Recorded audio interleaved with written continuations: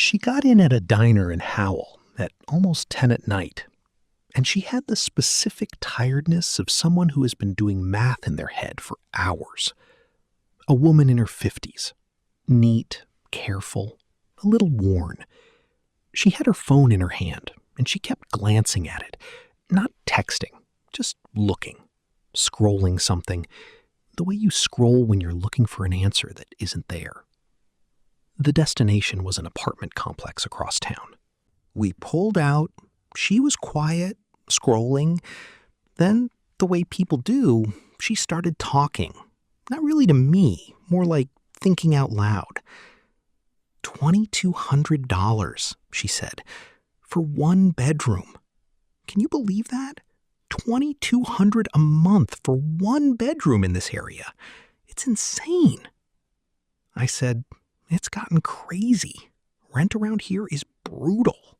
She said, "I've been looking for 3 months. 3 months. Every night after work, I get on the apartment sites and I look, and there's nothing. Nothing I can afford. Not even close." She laughed, but it wasn't a happy laugh. I'm 54 years old, and I'm about to have to get roommates. Roommates at my age. There's a website, roommates.something, where you find strangers to split a house with. That's where I'm headed. That's my life now. Finding strangers to live with at 54. I said, "There's no shame in that. A lot of people are doing it. The rent's impossible. It's not you, it's the math. The math doesn't work for anybody right now." She was quiet for a second. Then she said, "I had a house, you know? I had a whole house. I didn't always live like this." And there was something in how she said it, a need to be seen as more than her current situation, that I recognized, because I'd heard it from Dale, and I've heard it from a dozen people in the back of my car. The need to say, this isn't who I am. This is just where I am right now. She told me the short version. A marriage that ended, a house that got sold and split. Bad timing. The split happened right as rents went insane. So the money from her half of the house, which would have been a down payment on a new place a few years earlier, was now barely enough for a security deposit and first month on an apartment she couldn't afford anyway. She made decent money. Not great, but decent. And decent wasn't enough anymore. Decent used to be enough. Now decent gets you a roommate website at 54. The worst part, she said, isn't even the money. It's I don't know how to say it. It's that I thought I'd be more settled by now. I thought by my 50s, I'd be past this. Past the figuring it out. Past the wondering where I'm going to live. I did everything sort of right. I worked, I saved a little, I was responsible. And here I am, scrolling a website looking for a stranger to share a kitchen with. It's not where I thought I'd be. I said, "Can I tell you something? I don't think anybody's where they thought they'd be. I really don't.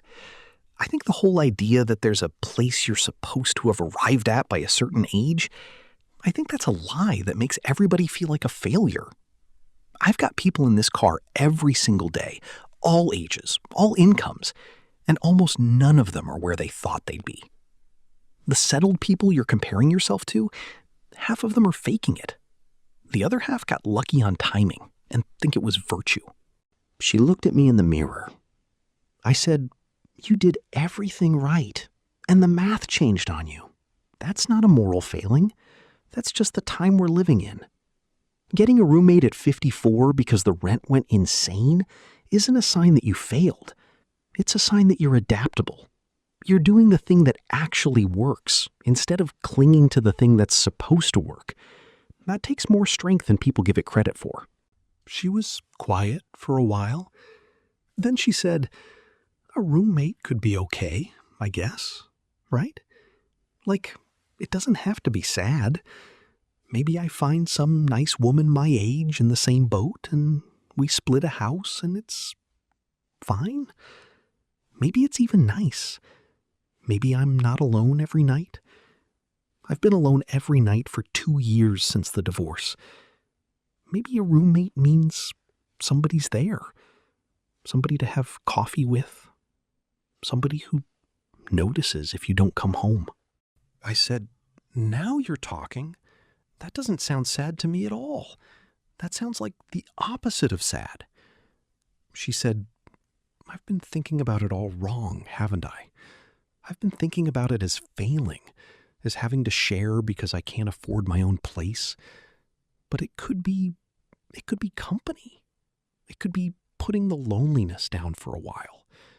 I hadn't thought about it like that." She put her phone in her lap. She stopped scrolling. We pulled up to the apartment complex where she was meeting someone, a potential roommate situation, a woman she'd connected with on the website who had a 2-bedroom and was looking to split. She gathered her bag. She paused. She said, "Thank you. I got in this car feeling like a 54-year-old failure scrolling a website, and I think I'm getting out feeling like, I don't know, like somebody about to maybe make a friend. Same facts, different way of looking at it. You did that. Thank you." I said, "You did it. I just pointed. Go meet your maybe friend. I hope she's great." She said, "Me too."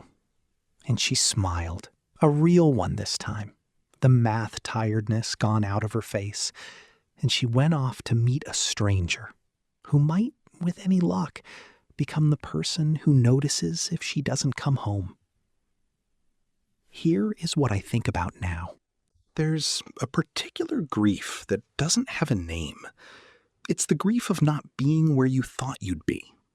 It hits people in their 50s especially hard. The ones who did everything sort of right, who worked and saved and were responsible, and who find themselves, through divorce or layoff or a market gone insane, starting over at an age when they thought they'd be settled. The world tells them they should have arrived by now, and when they haven't, they feel a shame that has nothing to do with anything they actually did wrong. That woman did everything right. The math just changed on her. And the cruelest part wasn't even the money. It was the story she was telling herself about the money. The story that said, "You failed. You should be past this. Getting a roommate at 54 means you're a failure." But it was just a story. The same facts, 54, divorced, sharing a place to make the rent work, could be told a completely different way. Adaptable, resourceful, about to maybe make a friend, about to not be alone every night, about to have somebody who notices if you don't come home. Same facts, different story. And the second story is just as true as the first. Truer, maybe. I think a huge amount of human suffering isn't about what's actually happening. It's about the story we tell ourselves about what's happening. The woman's situation didn't change in the back of my car. Not one fact about her life changed. What changed was the story. She got in telling herself a story about failure, and she got out telling herself a story about company. And she'll walk into that apartment a different person because of which story she's holding. That's not nothing. That might be everything. Because she can't change the rent, and she can't change the divorce, and she can't change the timing. But she can change the story. And the story is what she has to live inside every night for the rest of her life. I hope the roommate worked out. I hope she's not alone every night anymore. I hope there's somebody to have coffee with, somebody who notices if she doesn't come home.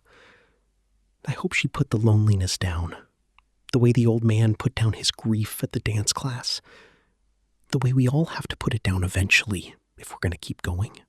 The rent's impossible. The math doesn't work. Half of us are starting over at ages we never expected to. That's all true, and it's all hard, and I won't pretend it isn't. But you get to choose the story. You always get to choose the story. A roommate at 54 isn't a failure. It's a friend you haven't met yet. It's somebody who notices if you don't come home. Same facts, better story. Choose the better one. It's just as true, and it's a whole lot easier to live in.